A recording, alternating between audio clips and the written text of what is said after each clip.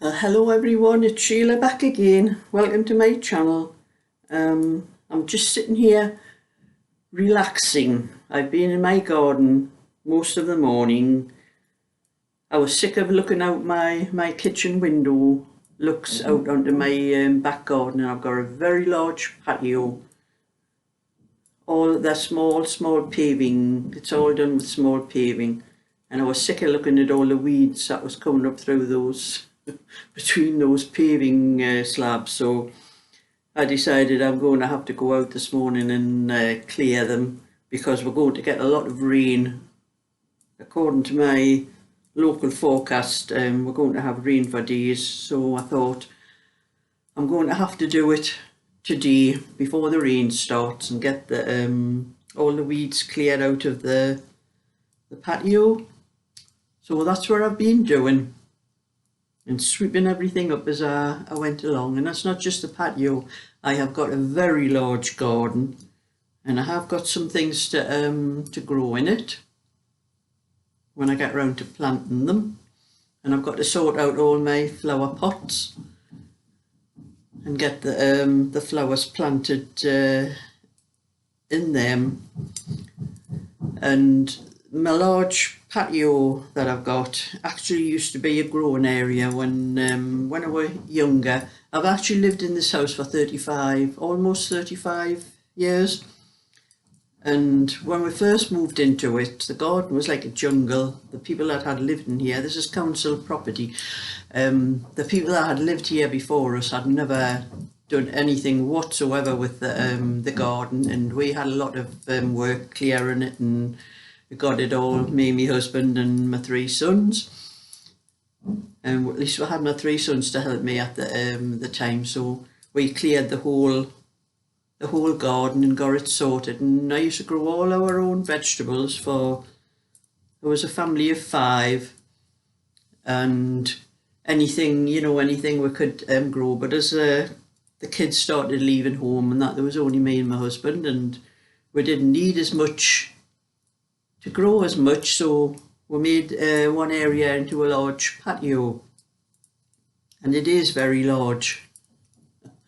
At least I don't have as much soil to dig over now, but I still like to grow some of my own things, onions and potatoes and what have you, anything. So that's what I've got to start doing, some of those things as well, and get those sorted out. But one of my sons, my youngest son, he's mentioned before, he says, why don't you ask the council, Mum? He says, because you're by yourself now. And he says, the garden's far too big for you. He says, the house is too big. It's a large 3-bedroomed house. You have a sitting room, dining room, 3 bedrooms. And he said, ask the council, will give you probably a bungalow, And I says, we have been offered a bungalow before, Ian. You couldn't swing a cat in it. I says, there's no way I'm moving. I says, the only way I'm moving out of this house will be in a coffin. I says, I like my house. I like my garden. I says, and I do get help now and again from you. And my 2 oldest sons, one lives in Leeds and one lives in Worksop, so I get very little help off them, except whenever they're up this way, I do get a little bit help. But my middle son is a motor mechanic, so he comes in handy if I need anything done on the car, but then I have to wait until he's up here to do it. And my husband, years ago, he didn't have a trade, but he was a jack of all trades. In all the years we were married, I never ever had to pay anybody to fix a car, fix a washing machine, fix a vacuum, and he could televisions, and we had VCRs at the time, and that sort of stopped when the DVD things came into thingy, because they were more computerized and he wasn't up on he was more mechanical minded, but that's something I miss. I have to pay everybody now for, if my washing machine breaks down, I have to pay somebody to fix that. And anyway, but I'm saying this house we've lived in for 35 years, and we've had good neighbours for most of the time, but a few years ago I had what you'd call a neighbour from hell. I had 8 years of hell from this young family that moved in. He was a young fella, he was only 19 at the time, and his girlfriend, and they had a baby. And every weekend that baby used to go to to his mother's. She looked after the baby, and there used to be one party after another, and they must have had massive speakers on the wall, because when they were playing the music, the pictures on my wall used to vibrate. You could see them moving on the wall, and it was terrible. The noise, the music, and just the noise, not just the music, the noise that went on in the house. And it started off where I knocked on their door one time, and I asked them if they could turn the music down, please. I was very nice about it. I just said, could you turn your music down a little bit, please? I called him Ricky. I said, Ricky, because I says, we can't hear our television for your music. And he just looked at me and more or less said, get lost, and, you know, there's nothing you can do. And so anyway, this went on every weekend, and in fact some weekends we didn't even bother going to bed on the Saturday night, because we knew we weren't going to get no sleep, and it used to go on all night. And I think it came to a head one night. We just had enough. Me and my husband would sat up all night, would complain to the council and everybody, but you had to have proof of what they were doing, and the neighbours weren't very forthcoming at the time. I think they were all frightened that he would annoy them.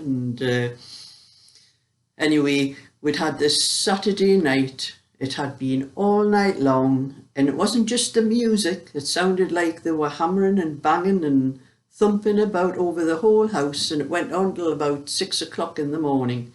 And we had stayed up all night. Me and my husband, we just had the television, well, trying to listen to the television, and it was a waste of time going to bed. And the house next door went very quiet about 6 o'clock.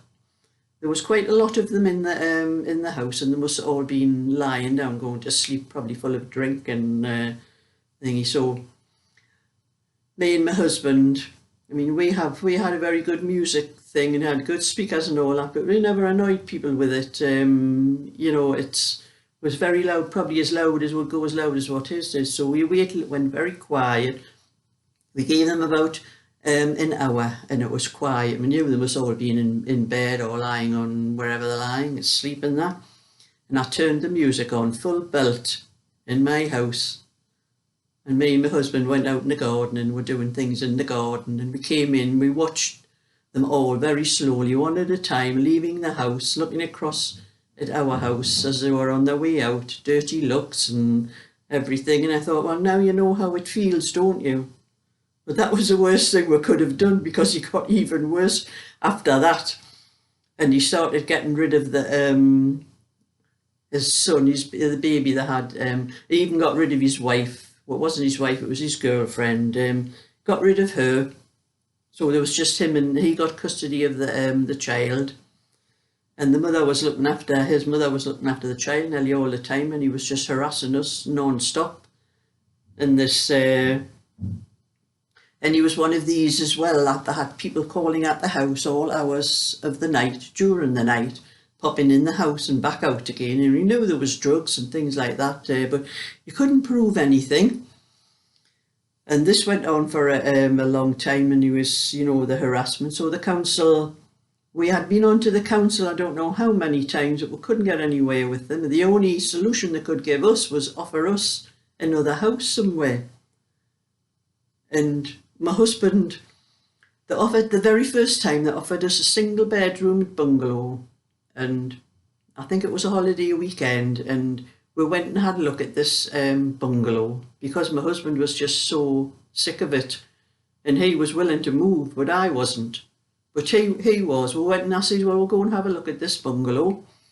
So we went and had a look at it, and it was tiny.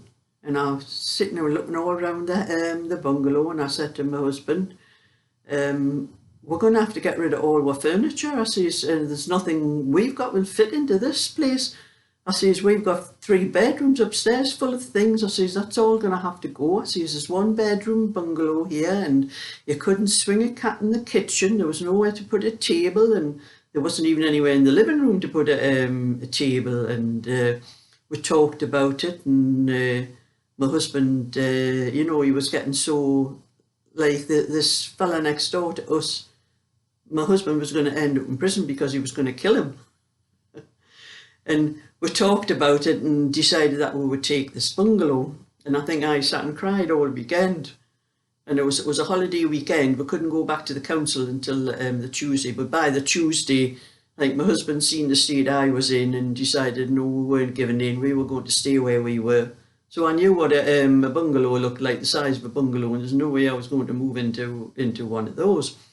Well, all this carried on. It carried on for 8 years. And it went on and on, all different things. He had different girlfriends in at different times, parties and the life. And we just could not get the neighbours to help us. Oh, they all thought, oh, he's a good lad, this, he'd do odd jobs for them and things like that. But so as long as they were living next door to them, they weren't bothered about what was going on, really. And he was doing a lot of, like, cars. He used to bring cars into the front garden and he used to cut them up, you know, with a just like saw thing, whatever you have, electric things, and cut them up and get rid of them in bits and pieces. So we knew there was something strange about this, something fishy. And anyway, there was a community house on our estate, and there was a lot of other people started going up to this community house, and they were complaining about this fella, and they knew what was going on in the house and that. So we will have meetings up there with the council and the police to try to get something done about him. And what we didn't know was he had a garage on the side of the house, and it was full of all stolen things and anything, you know, like that, and that the police were going to do a raid on his garage. Well, we didn't know this at the time, but I watched this particular day, and he had vans coming backwards and forwards to his house all day long, and they were taking stuff out of this garage and into the vans and driving away, and this went on all day.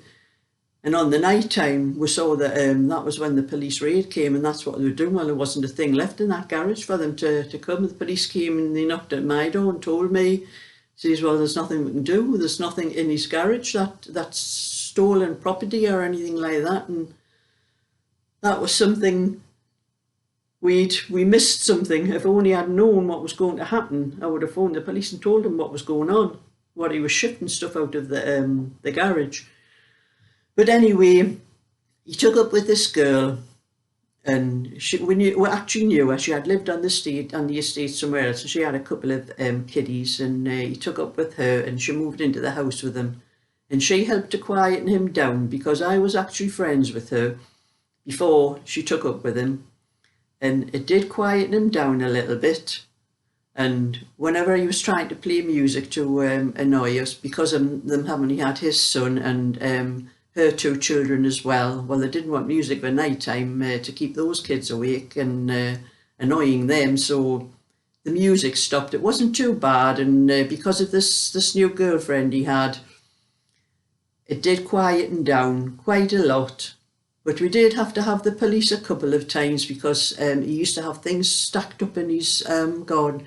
We had a small fence between the two gardens, and he built a fence up on his side, and he built it up over 6 foot so that we couldn't see into his garden. So he thought we couldn't see what he was doing in the garden, but he didn't realise that we could go upstairs in the bedroom and look down to see what he was up to in the garden. But he used to keep piling all sorts into the garden up against this fence.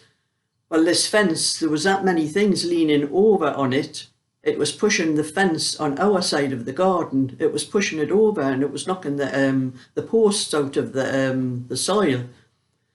And we had to get onto the council about that, and he got into trouble for having this big 6 foot, I think it was about 7 foot high actually. You're only allowed a certain height, and he got into trouble for having that. So that started him off with the music again. He tried to start annoying us with the music again, but like I'm saying, his girlfriends put a stop to that again, like, and then he was bringing things. He had a trailer in he had it parked. He didn't have it in the garden, he had it on there's a wall at the front of the garden, and he had this trailer parked on the just outside the garden. We have like a grassy area, and he had it parked there beside the wall. Well, he had little sheets of glass in this trailer, and his son at the time was about 4-year-old, and he was picking up the sheets of glass, and he was throwing them down on the onto our driveway, and the driveway was just full of glass. And I went out and told him off, and one of the other children came out of the house, and I said to her, I said, go and tell your mum to come down here and sort this child out. I says, he's throwing glass all over my drive. I says, and that trailer shouldn't be parked there for him to do things like that. And she said, you know, she was very cheeky, and she said back and told me to mind my own business. It's got nothing to do with me. And I said, my actual words to her were, you're a little sod. I couldn't help myself. But anyway, I started sweeping up all this broken glass that was on my drive, and I put it into the trailer that was parked there. And it was about half an hour later, there was a knock at my front door, and I opened the door, and there was a policeman at the door. And he asked if I was Mrs. Smith, and I was the next door neighbour to the family that was next door. And says, we've had a complaint about you using foul language to their children. And I just looked at him and I says, what do you mean? I says, I don't swear. I've never used foul language. I don't know what you're talking about. And they said, well, we can't exactly see, but you said something to the girl about sweeping up the glass, and then you called her a certain name. And then I suddenly realised what he said, and I said, oh, you mean sod? I says, well, for your information, I says, that soil in my garden is sod. So you tell me if that's swearing. And he just sort of smirked and laughed and walked away. And he said, well, please do not use that language anymore. And so they used that opportunity to get the police onto me for something that I don't class that as bad language. And anyway, it quietened down a little bit when he realised his complaint didn't come to anything. And then after a little while, I was a knock at my door one day, and his girlfriend, she come knocking at the door, and she was in tears. And they called this my next door neighbour, his name was Ricky, and she was in tears, and she said, Ricky's left. And I said, this was after about 8 years. And I said, left, what do you mean? She says, well, he's left me. She says, he wanted me to leave the house for me to get out. And she says, well, I've got nowhere to go, and I'm not going, I'm not leaving this house. And I said to her, did you get your name put on the rent card? And she says, yes. I said, well, good for you. And then I says, because he can't put you out. But anyway, he left because he couldn't get her out. He left, and that ended all the harassment that we'd had for 8 years. And I had a better life. I got on very well with the girl that was living there now, and her children and that, and for quite a number of years. And she's just left that house now, and the council are in doing repairs to the house and all that. And I'm wondering what sort of a neighbour I'm going to get now, and I hope it's a good one. I know there's going to be children because it's a 3-bedroom house, but I don't mind having children living next door to me. You know, as long as they're nice to me, I'll be nice to them. So that's just a little bit story that I'm telling you for today, because I've just got this little bit knitting. That's what I'm doing. I'm finishing this little sweater off, and then I'll be back on my big one again. I've done quite a bit more of this one. As you can see, it's coming on. But I'm going to finish this one as well. So if you like my little story, would like to hear more sometime, thumbs up and subscribe, and I can tell you a lot more. I've got quite a lot more stories to tell you. Bye for now.